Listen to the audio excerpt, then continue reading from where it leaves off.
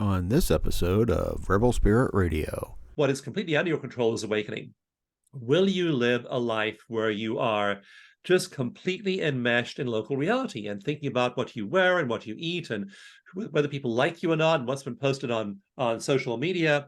That's all you're focused on. If that's all you're plugged into is local reality, you're missing the boat. And so you want to spend part of your day, we can't spend a whole day that way, but we want to spend part of our day prioritizing plugging into non-local reality. And that's where joy is found.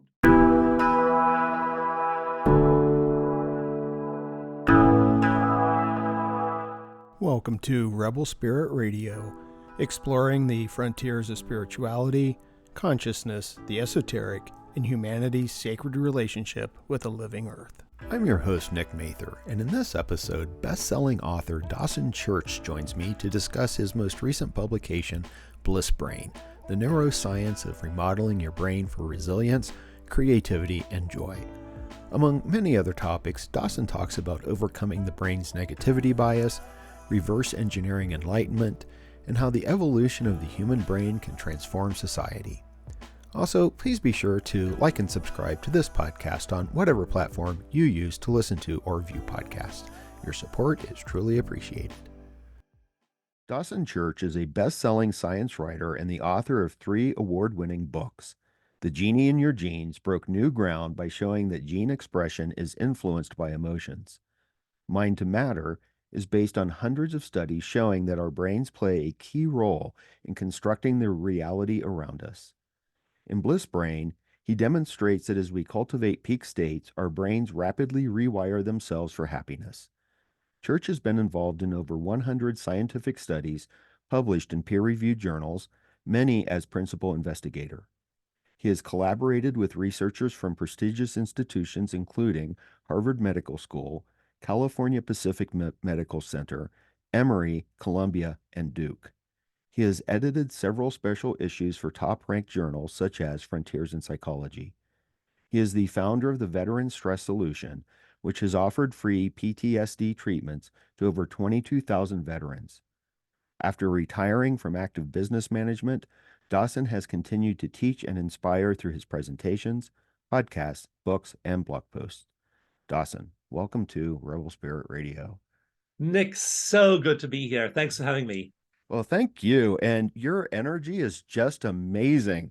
And I'm like, what is this man doing? So what are you I'm just doing what we should all be doing. I'm watching my mindset. I'm meditating every day. I'm connecting with something greater than myself every day. I'm reducing my stress every way I can. And, Nick, when you do all those things, they all converge. I mean, we're never doing them all equally. I'm usually not exercising enough and sometimes not taking enough free time. But you average it out and you focus on these parts of self, your life just improves dramatically. So just doing the stuff we all know we should do makes a difference. Yeah. Well, it's difficult though sometimes. I will be completely honest, my meditation practice is not as consistent as it should be.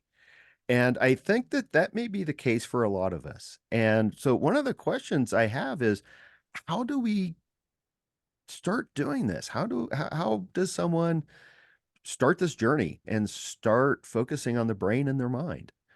Well, it isn't that easy because we're pulling against the weight of over 4 billion years of evolution.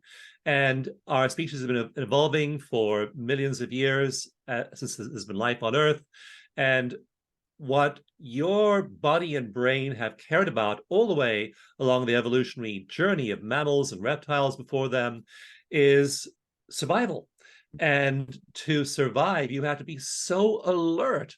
Like I use the analogy in my book, Bliss Brain, about mindfulness. And we all know we should be mindful. And for example, I try and eat mindfully. I ate my breakfast this morning and I focused on eating mindfully.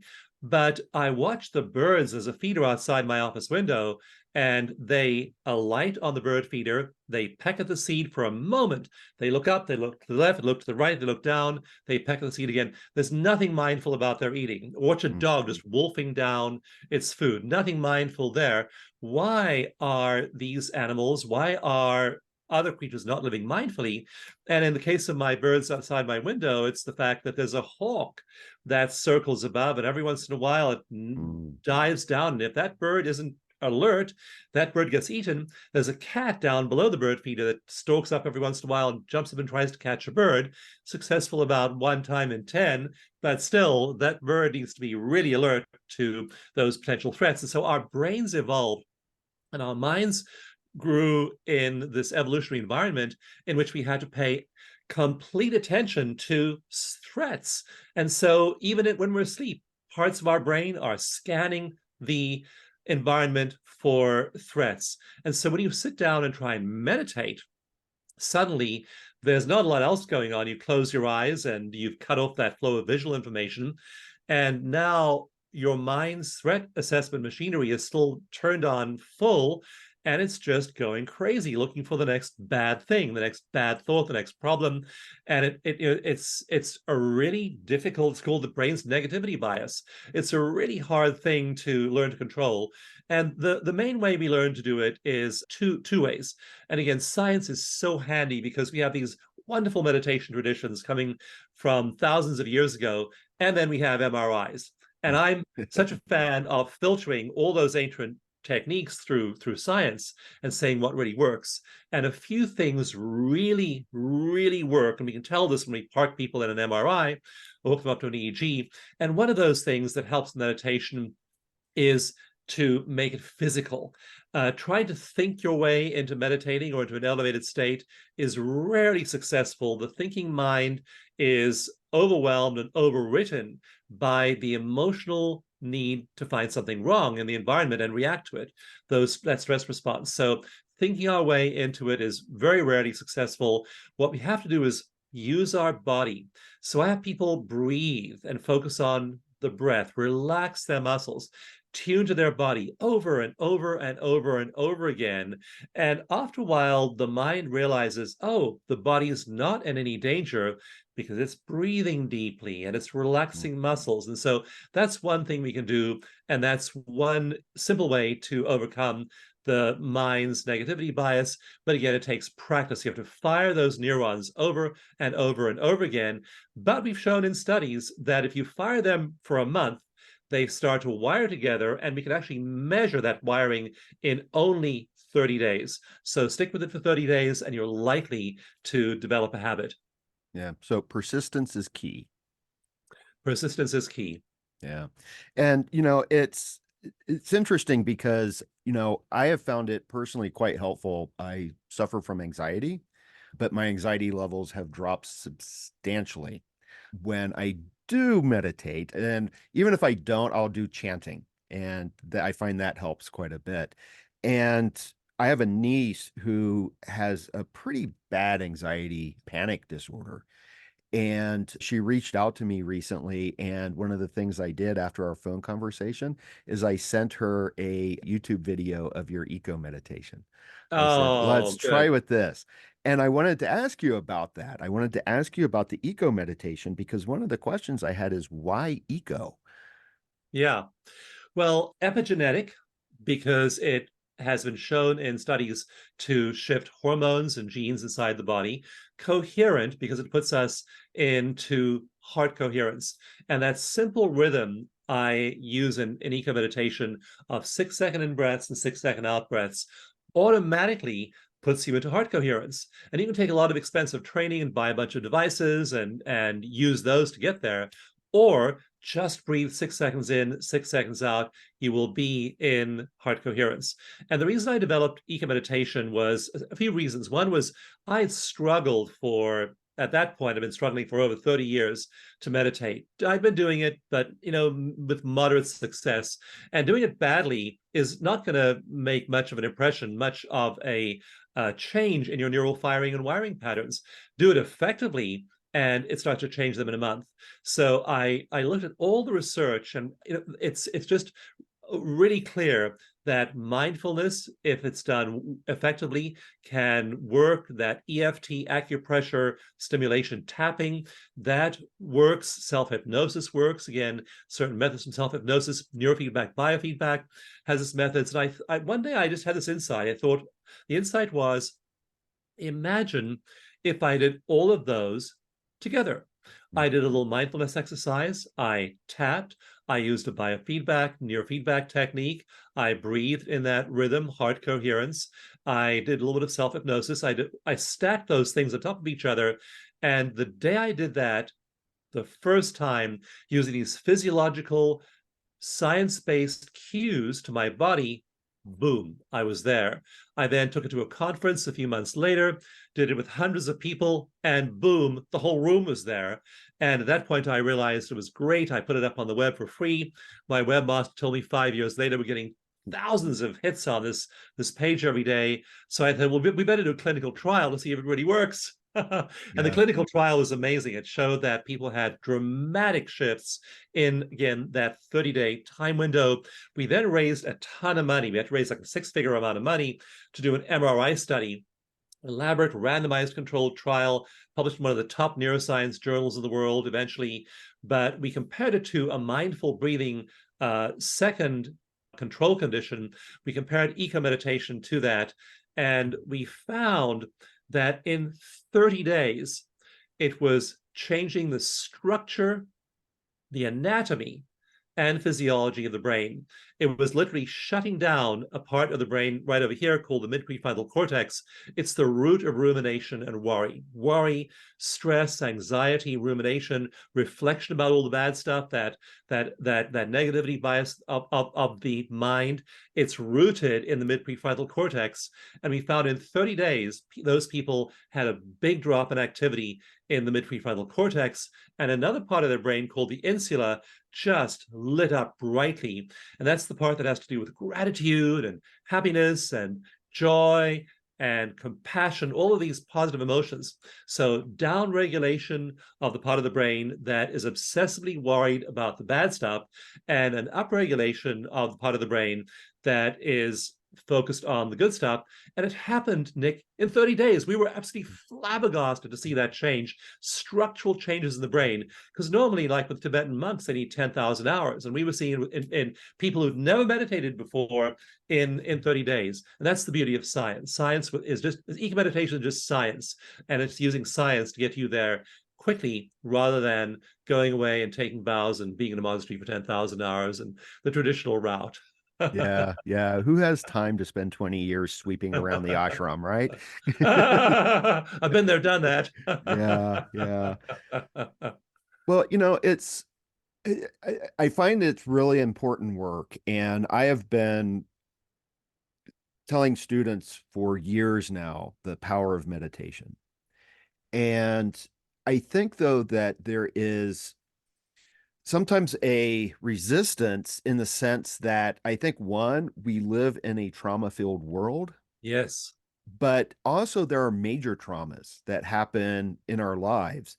And you begin Bliss Brain by discussing a personal trauma.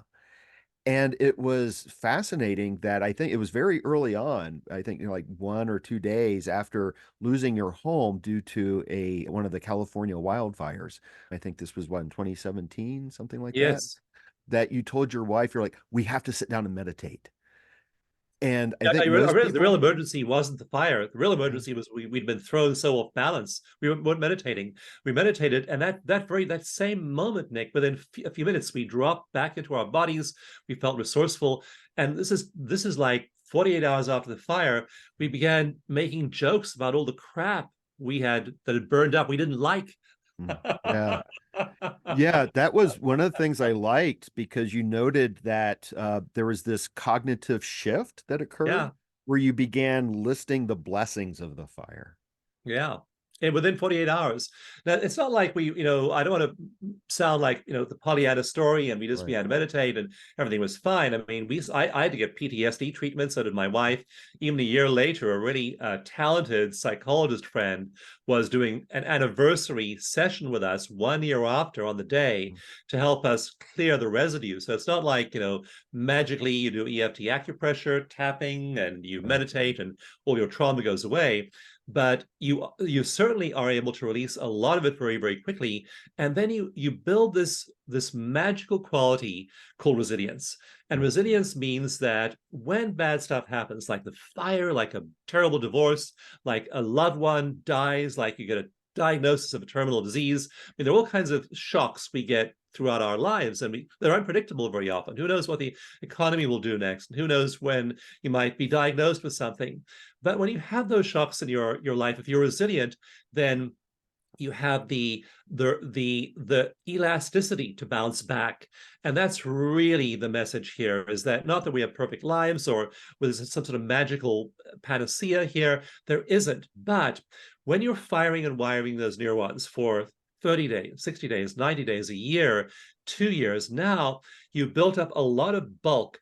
We see, for example, in one of the case histories in my book, Mind to Matter, about a TV producer in Australia named Graham Phillips. He began this process of meditation. He was very skeptical about it.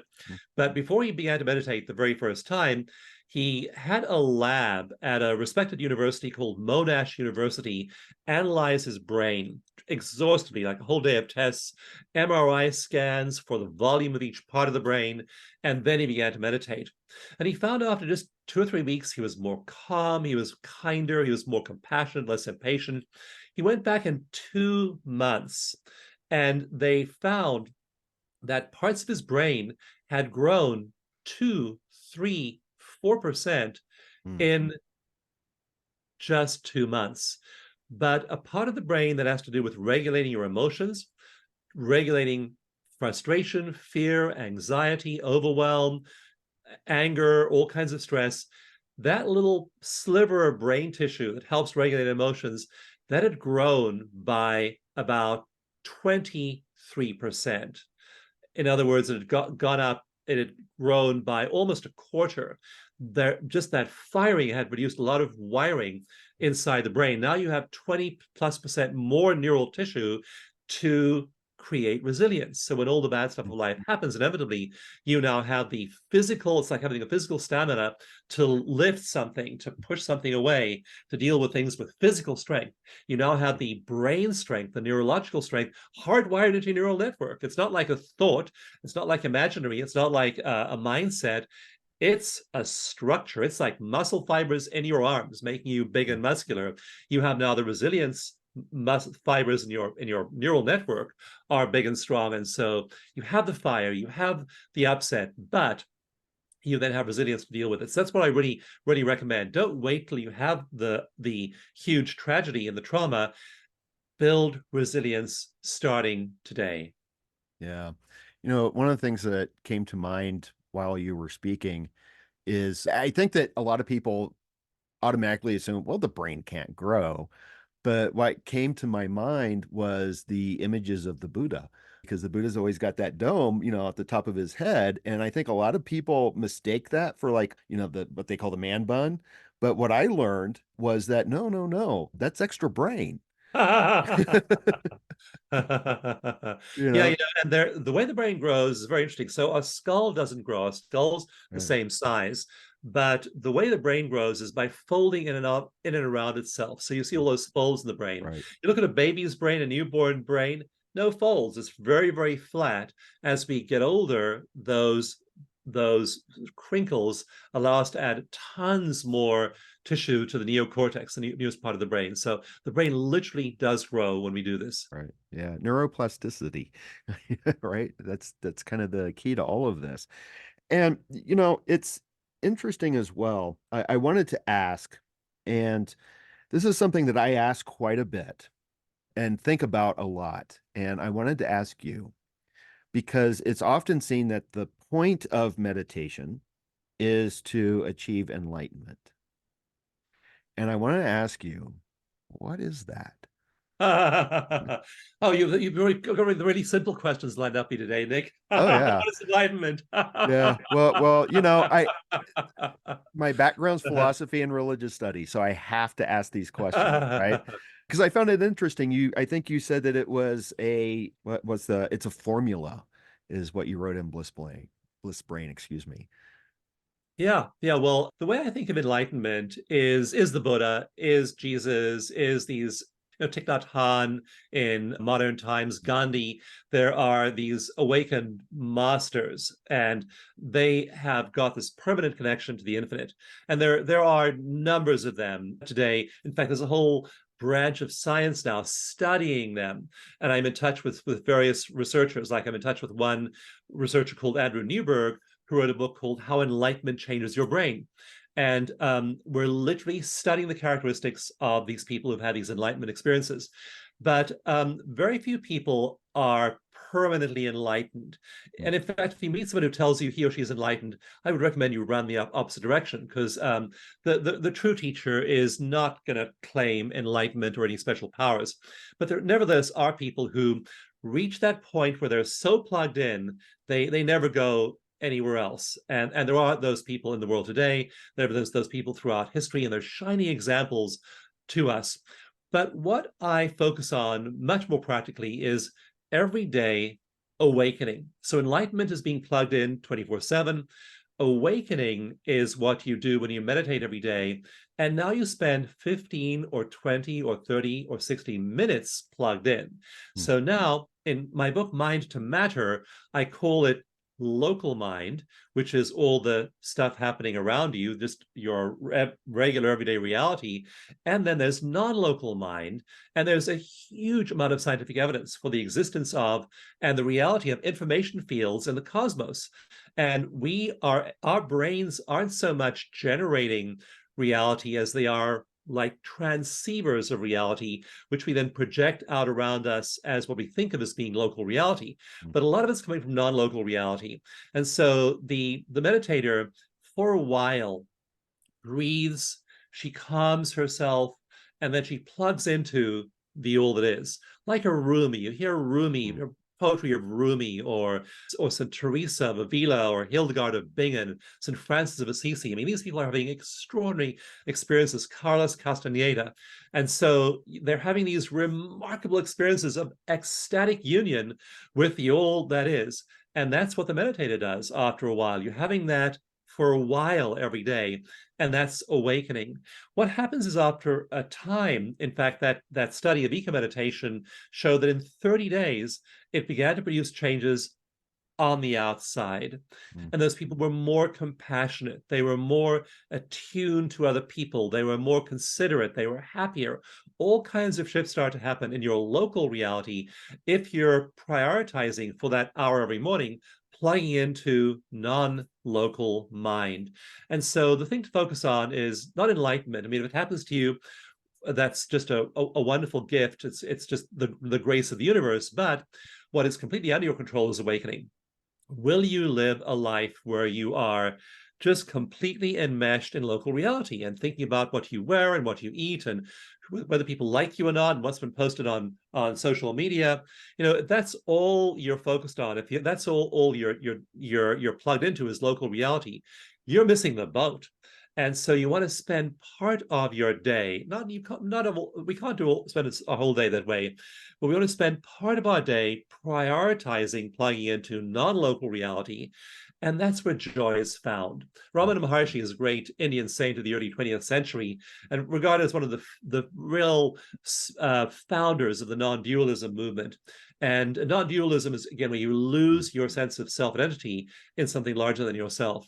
And he said that there are many ways to that place, many paths to the infinite. But he says the common characteristic of all of them is joy. That's why my book is called Bliss Brain, because I found myself after the fire. I mean, there I was, I'd lost all my possessions.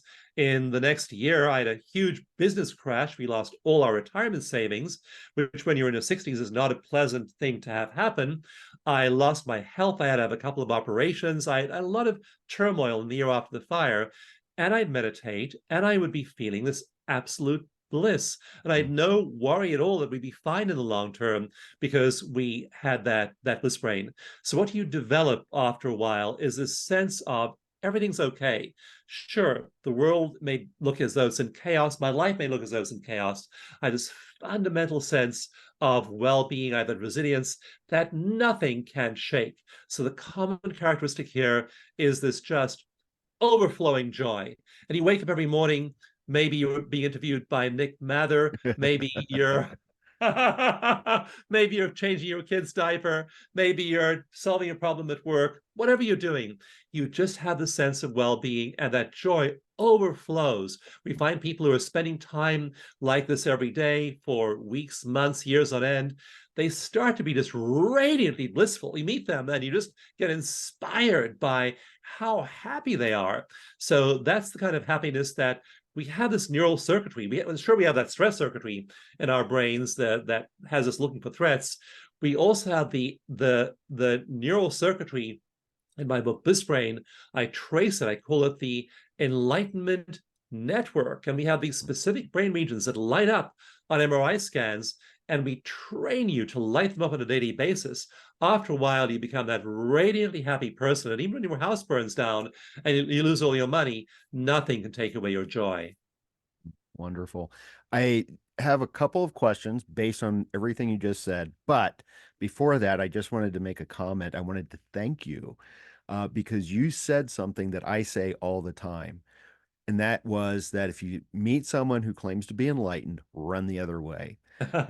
And one of my favorite quotes from Thoreau's Walden is, I have never quite met a man who was quite awake.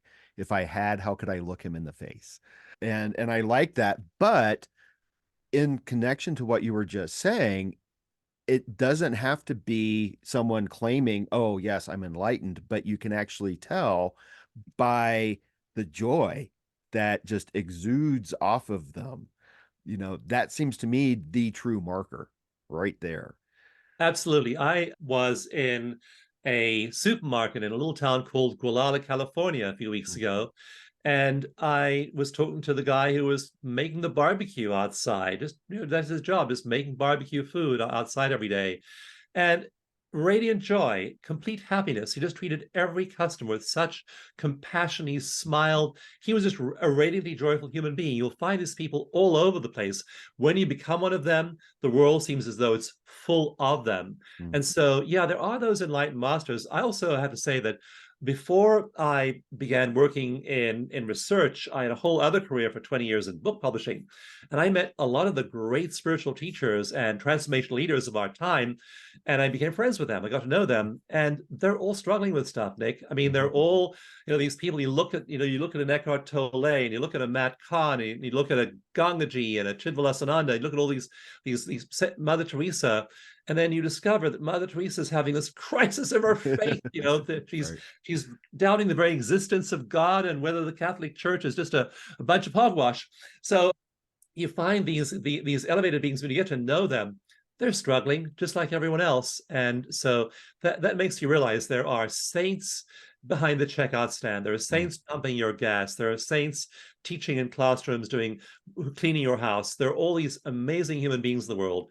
And so sometimes there are a few of them who we put on a pedestal. Those people on the pedestal, they are dealing with life's stuff just the way you and I are. Yeah, absolutely. That's something I tell myself all the time. And I think it's really important to develop that we all suffer, to recognize we're all suffering, we're all in this together. But one of the things I was going to ask you towards the end, but I'm going to ask you now, is that uh, part of my background in scholarship was Aristotle and virtues. And for Aristotle, one of the main purposes, the main reason, the goal to be virtuous is to achieve what he called eudaimonia, which used to be translated as flourishing, or excuse me, happiness. Now people translate it as flourishing. I kind of like to go to the very roots and translate it as a good spirit or a good spiritedness, right? And what I noticed is, and this came up when I was reading Bliss Brain, is that you talked about not states of consciousness, but traits of consciousness. And I started making this connection between sort of the virtues and that, because for Aristotle, it's all about the traits, developing these character traits. And I notice on your background, it is full of virtues: forgiveness, graciousness, honesty, idealism, humility, joyfulness, modesty. And so it seems to me that part of tapping into this bliss brain is allows us to just become better people. It does allow us to become better people, and that effect starts to spread out from us. And so, as we study, and again, there's serious scholarly study now of people in that state of eudaimonia, and one of the terms that's used for it, there are different terms used in different studies. One of them is fundamental well-being. Fundamental well-being is one that a dear friend of mine, Jeffrey Martin, uses to describe people who've awakened and have had a long persistent awakening experience. They have this fundamental sense of well-being. And sure, there are wars, there are insurrections, there's all kinds of craziness in different spaces, financially, politically, socially, and they have this basic sense of fundamental well-being. And another term for it too we use sometimes is extraordinary happiness, not just feeling okay, not just being in a good mood, but you at that point when you hit that state, you fired those neurons enough to wire them. And firing them is great because it's a feeling and it's a state. So I'm in this feeling state of well being. I feel great because I am firing those neurons. But if you fire them enough, you wire them. Now it's not merely a passing state, it's a permanent trait. And now it's not a feeling of happiness you have sometimes, it's the reality that you are a fundamentally happy person. You have a fundamental characteristic, it's part of your personality that no one can take away from you. And so that's when you move into that state of fundamental well being. And we find that when people hit that space of having built up enough neural tissue in these circuits, they never leave. They've very, very rarely do we find anybody who goes backwards. They may have fluctuations in mood, but they are in the state of fundamental well-being all the time, and that's what makes them resilient. So philosophers have known this for a long time. The beauty of today, and I'm so passionate about science because now we measure it and we measure it and then we measure how to get you there. So the old model, I talk about this in Bliss Brain, the old model was great. And the old model was go to a monastery, take vows of poverty, chastity, obedience, sit at the feet of a master for 10 years, meditate for 10,000 hours over those 10 years. And then maybe you're an initiate. Maybe you spend another 10 years as an initiate, another 10,000 hours, maybe after 20 years, you're able to move into these experiences. Now, with the aid of these advanced techniques, gene chips, where we can use a gene chip and see what's going on with your gene expression, with assays that measure your hormones and neurotransmitters, with these amazing devices like advanced MRIs and EEGs, we see what's going on with those people who've taken that long path to enlightenment. We measure them, and then we analyze what is the active ingredient. Like, marijuana. There are all these molecules in marijuana, over 100,000 molecules in the marijuana plant. One of them, THC, is the active ingredient in that euphoric state it produces. We find the molecule, we find what the active ingredient is, and then we put it in a dose and give it to you. Just that one thing. So what we're doing now in neuroscience is we're saying, like with eco meditation, just do these 5 things that take 5 minutes, and the majority of people click in and they're there. And those tools weren't available to Plato and Aristotle and the founders of Ayurveda and all these other great traditions. They stumbled there by trial and error over thousands of years. Now we have science, and we've got to the point where we can put people into an online program or a virtual class, and in a weekend, they're having a full-fledged awakening experience. They then do the firing, do the wiring, and within a month, we see the changes in their brains. Within a year, their whole personality structure changes as they hit that level of resilience and fundamental well-being. So that's where we are today, and that's the exciting shift that's producing in human flourishing. Wonderful. Thank you for that. And I loved in the book that you referred to this as reverse engineering enlightenment, which is what you just described. And I think that's perfect. Absolutely perfect. And, it also occurred to me, we are facing so many challenges in the world. And I was talking with some students about this, and it's like, how do we begin this process of changing things? And I always make the connection that what we see outside of us is a reflection of what's going on inside of us. And so we have to fix that. And you end Bliss Brain by noting that when we insert this is in a direct quote here, into emergent systems like the Earth's industry or climate or weaponized AI or income inequality, that's when we disrupt the system. Yes, absolutely. And so we're going to see a lot of change, a lot of disruption over the next few years because human beings are changing, human brains are changing, human societies are changing. And what is happening is very interesting. So you see many people profoundly disturbed over the state of the world, state of society, and the economy. And they look at all these negative things going on, they point to them, and they get wrapped up in that turmoil. And so other people, though, we see moving into flourishing, especially meditators, they're moving into fundamental well-being. And so I looked at this really carefully through the data in the last year because it was so apparent that many people were getting there's more anxiety according to the World Health Organization since COVID, since 2020, that rates of anxiety and depression have dramatically increased.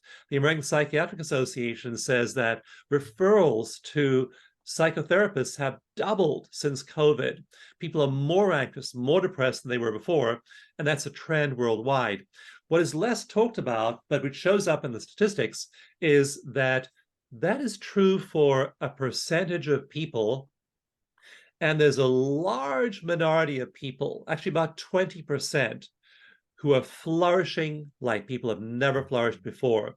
Their health is better, their health span is longer, their lifespan is much longer. Optimists live on average 10 years longer than pessimists. So they have much longer lifespans. Of those years of life, the healthy years are many more than in people who are consumed by negative mood. And it's like society is bifurcating. There are people living in this world and they just can see all the hell in the world and they're in hell themselves. There are people living in this world, exactly the same world, and they are in heaven. So there's this big split happening with about 20% of people really flourishing, and then about 20% of people, like for example, in the latest Gallup survey of world happiness, they have people rate their quality of life on a scale of 0 through 10. Like 10 is you're flourishing. 0 is my life is so bad, it cannot possibly get any worse, okay? 21% of adults in India rate their lives at a 0. My life cannot get worse. In Mexico, the number is high, almost as high as India. China, it's high. In many other countries, it's high at that 0 level. So there are a lot of people all over the world. Again, I'm just using the generalization of 20% of the population is really getting wrapped around the axle of misery. 20% of the population is meditating and doing stress reduction and taking care of themselves. They're getting wrapped around the axle of ecstasy. And the other balance of people, the 60%, is somewhere in the middle. And you may as well go and be one of the top 20% and do the stuff because it's easy, it's quick. You do it half an hour a day. Bingo, your brain starts to change, you're more resilient.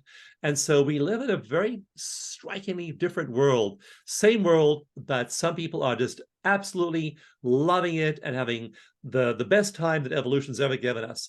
The bottom 20% are suffering. It's tragic that they feel their lives are so deprived.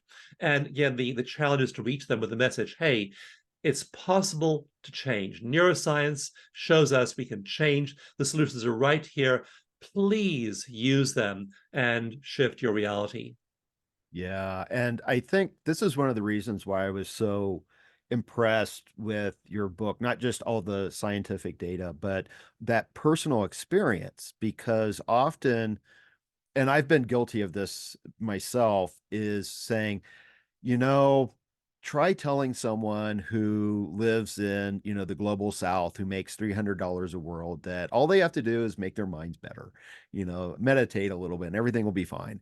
And you, at one point in the book, brought up or quoted Viktor Frankl. And he's a great counter to that because he shows, the change of attitude, the change of mind, in one of the worst places you can possibly imagine. Yeah. So it's not something of privilege. It's something that we can all do. And it seems to me that if you get to that bliss brain, those states of ecstasis, that's when the answers to a lot of the world's problems are going to start revealing themselves. Absolutely. The number of nonprofits has exploded over the last 50 years. The solutions to things like problems like climate change are multiplying. We have the ability to really put in place radical shifts in terms of climate solutions, racial inequality, economic inequality. There are so many solutions out there, and there are a lot of smart, motivated people working on those, far more than have ever been tackling global problems in previous centuries. And so, yeah, we are on the cusp, I think, of huge, again, disruption, social change, but positive change. And will it be disruptive? Yes. But will it be net positive? Absolutely. You just can't have a huge number of people meditating. Like right now, the number of meditators has gone up enormously from about 1% in developed countries in 1980. The number of meditators right now in developed countries is at 20%. In other words, 20 times the number of people are meditating today in developed countries than there were in 1980. And with that, they're producing these brain changes. They're feeling more peaceful. They're feeling more resourceful. They're feeling more creative. That's the other thing we find is a massive explosion in creativity. We also have just finished a study which measures productivity. We wanted to see these people are having fabulous non-local experiences. They're blissing out. They're into Bliss Brain every morning meditation. And the old argument was, well, that means your head's in the clouds, you're no earthly use to anybody. That's what my parents would say when they ran into meditation. It's like, oh, his head's in the clouds, there's no earthly use to anybody. So you're losing your touch with reality, and you aren't good at coping with what's happening around you right now. We found in the study, it's the first study, as far as I'm aware, like this. We looked at their productivity. We found their productivity goes up, not down. In fact, in the first 30 days, we found their productivity rose by 20%, not 5% or 10%, 20% rise in productivity in 30 days. That's like getting an extra day of your week. I mean, that's a remarkable increase. In 6 months, it was up even further to 26%. So these people who are having their heads in the clouds, who are spending time in non-local reality, when they get back to local reality, they're better parents, they're better at their jobs, they're more creative at the arts, or whatever it is they're doing in the outside world, they're more innovative, they're better with money, they have a better ability to handle all the stuff of local reality after they have immersed themselves in non-local reality. So that's the beauty of it. We are on track to produce a much better world in the coming generations, and a lot of the big data is pointing in that direction. Yeah, it seems that a main theme in your work here is that humans are, in a sense, in control of our own evolution, that we can evolve ourselves into a better place by meditation. It's astonishing. No species on Earth has ever been in charge of its own meditation, its own evolution. Your dog, your cat, a lizard, a snake, a deer, none of them can, they're just biologically programmed by their environment and what's going on around them and their genes. You can sit in meditation for only 30 days and produce a measurable anatomical change in your brain. It's like, think about working out at the gym. You go to the gym and start working out. Maybe you're lifting weights. Maybe you're doing Pilates or yoga, stretches. You're doing all kinds of things. And your body changes in 30 days, 60 days. After a year, your body looks quite different if you are focused on going to the gym and doing a fitness program. We're changing our bodies. Your dog and your cat and that deer and that tiger doesn't do that. And we can do the same thing with our minds. Our minds remodel themselves faster than our muscle fibers do. And so we're changing the literal structure of our brains. And I know you're going to ask me this question in time, so I'll just answer right now. I'm working on another book about the future, and I'm starting to look at where this is going to take us, because here, if you have 1 billion people changing their structure of their brains, what does it do in terms of our evolutionary trajectory? I'm getting chills as I think about this, Nick. And we can't predict that, but we can certainly predict that it'll be different to the way it would if we did not have 1 billion people changing their brains. And the overall trend of those brain changes, again, is more resilient, more creative, more productive, and more compassionate. So if we have 1 billion people becoming more compassionate, becoming more productive, becoming kinder, becoming more grateful, becoming nicer to others, becoming happier, what effect does that have on our social, political, economic, ecological problems? It's going to have a positive effect. And so the fact that we can drive our own evolution of our own brains is going to produce unprecedented changes in global society and on the planet in a way in which we can't really predict, but overall is bound to be positive. Wonderful.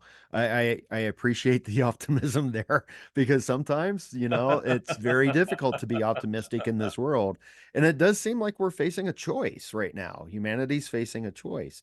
And, and I think that with the work that you're doing, there is, it's the individual, that we can manifest very positive changes in our lives by changing or being mindful of how we think. We don't have to keep telling ourselves these negative stories. We can tell ourselves better stories. And it is a feedback, right? It's a feedback that, as we do this, our lives improve and we become better people. And then that expresses itself outwardly to others. It does. And we find that trajectory. So initially, you have that sense of fundamental well-being, extraordinary happiness. Now, one of the interesting things here is the magnitude of the effect. And I've been struggling because as a science writer, you have to read science and you have to explain it to the average person. And so, but here's one analogy that I've been using. So we measure in these neuroscience studies, we measure an increase in the brain waves of happiness and gratitude. We measure a 7-fold increase in those brain waves in people who are in the state from baseline to entering these elevated states. Their brain waves that are characteristic of these positive states go up 7x, 7-fold. And so one analogy I've been using is the local basketball star here is Steph Curry, who plays with the local basketball team here in the Bay Area where I live part-time. And he can jump so high, he can jump a yard off the ground. I mean, it's an amazing athletic feat to watch him literally jump a yard off the ground. So that's what you can do. You can learn to jump a yard off the ground. Imagine if I told you that Steph Curry could jump 7 yards off the ground, jump over a house. You wouldn't believe me, wouldn't be credible to you. That's what we're struggling with here in science. The magnitude of the effects is so astonishing. You can get so much happier. You're not just getting 7% happier, you're getting 700% happier. You don't even have any idea where that is. It's like talking about going to the moon. But that's what neuroscience shows happens in your brain. I mean, I used to be so unhappy that literally people couldn't stand to be around me. When I was a teenager, people would avoid me. They would almost cross the street to avoid walking past me because I was such a pit of gloom. So we can go from being depressed and suicidal and miserable to being not just okay, but in absolute ecstasy as our baseline setting. Are we always there? No. Do things disappoint us and upset us? Absolutely. But we have resilience. We have this baseline of joy that nobody can shake, even if you have adverse circumstances. So yeah, we have this ability to be extraordinarily happy. That's what science shows. My challenge as a science writer is to convince people, hey, you aren't just looking at getting a bit happier by doing these practices. You're looking at getting multiples, orders of magnitude happier than you are today.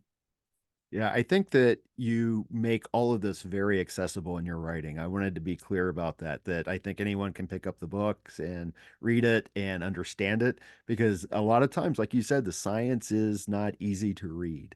So it's very accessible.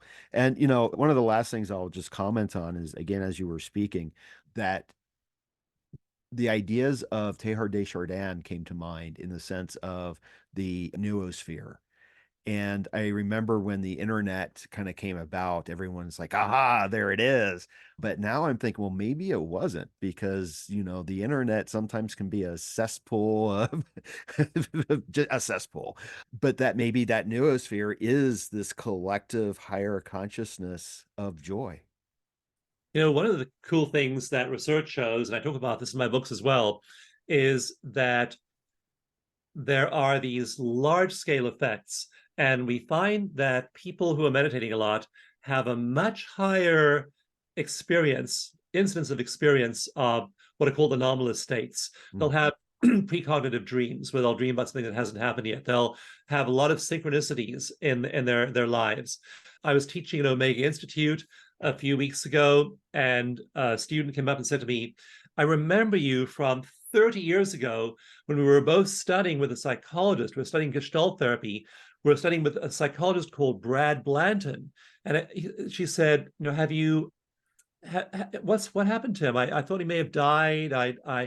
So I don't know. I haven't talked to him. I haven't even thought about him for 20 years. So I had this little conversation with her about how we liked his work. We both studied Gestalt therapy with him in the 1990s. I walked back to my room after that class, popped open my laptop to check my emails, and bing, at the top of it is an email from Brad Blanton. So, I mean, these things happen to people who are meditators a lot with greater frequency.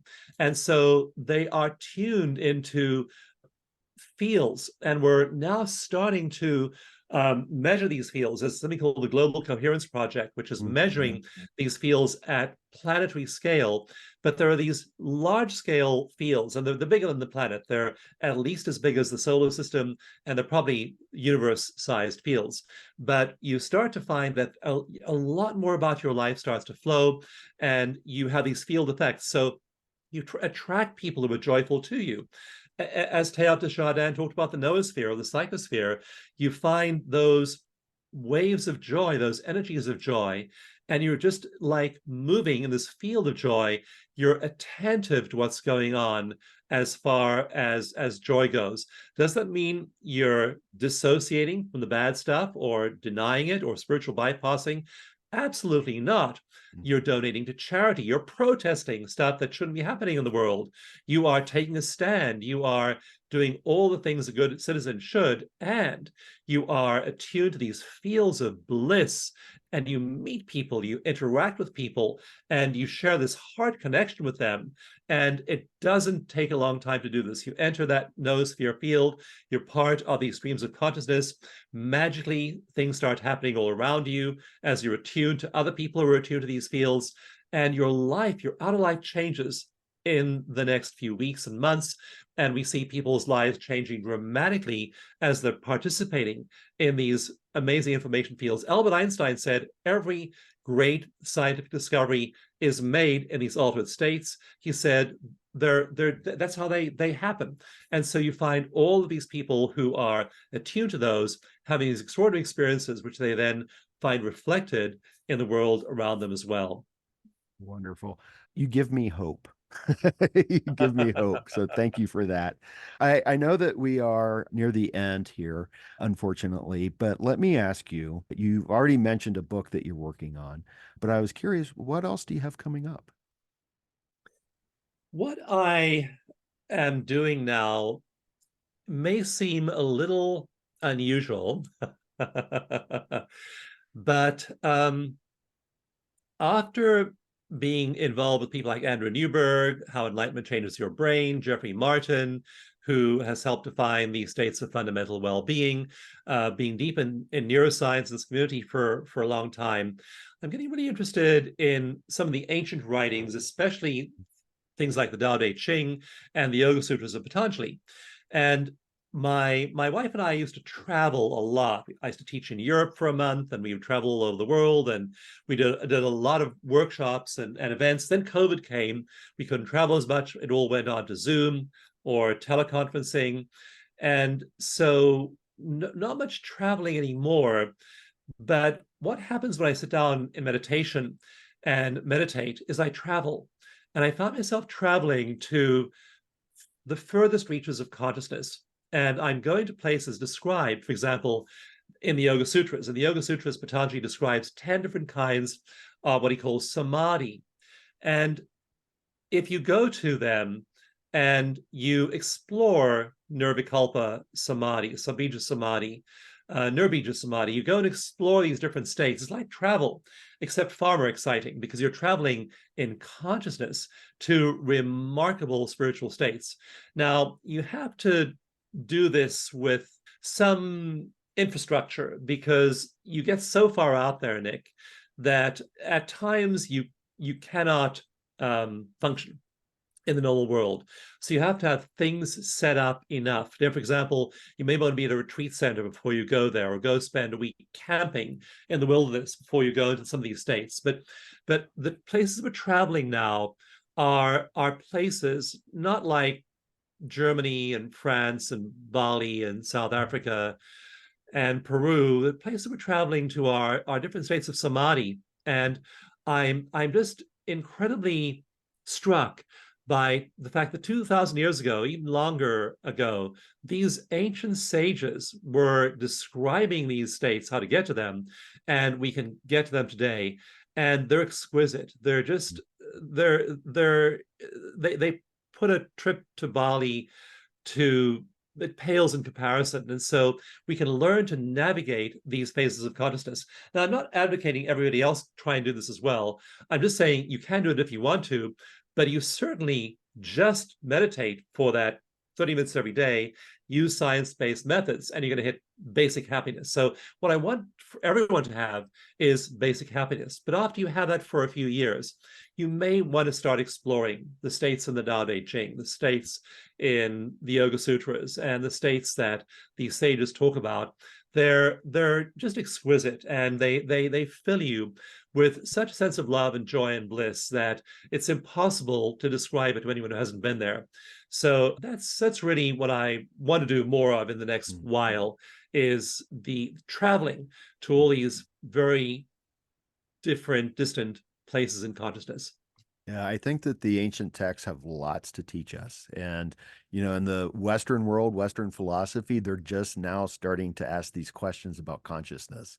And so I hope that Western philosophy starts taking some of these texts like the Yoga Sutras seriously, because at that point, there's no stopping humanity. Hopefully, hopefully, hopefully. So the last question for you is, where can people go to find out more about you and your work?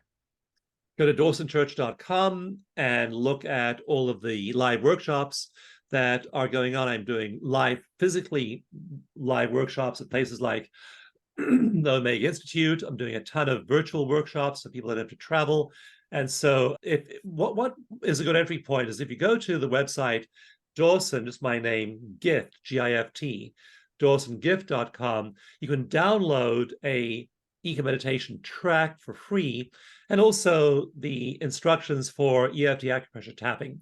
So those two things, stress reduction and meditation, dawsongift.com will get you going. And then for more exploration, take a class, go work with a certified practitioner, get a teacher. We have advanced classes like one called The Short Path to Oneness.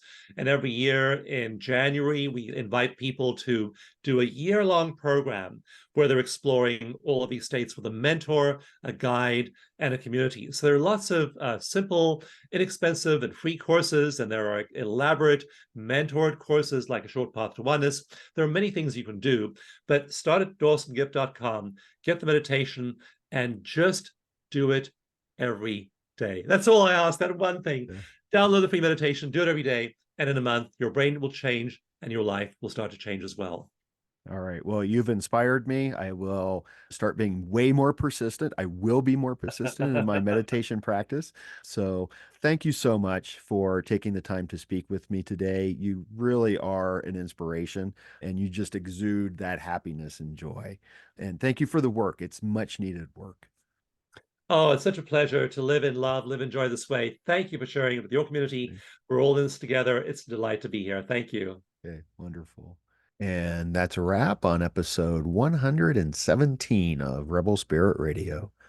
Thank you so much for listening or watching if you are part of my YouTube audience.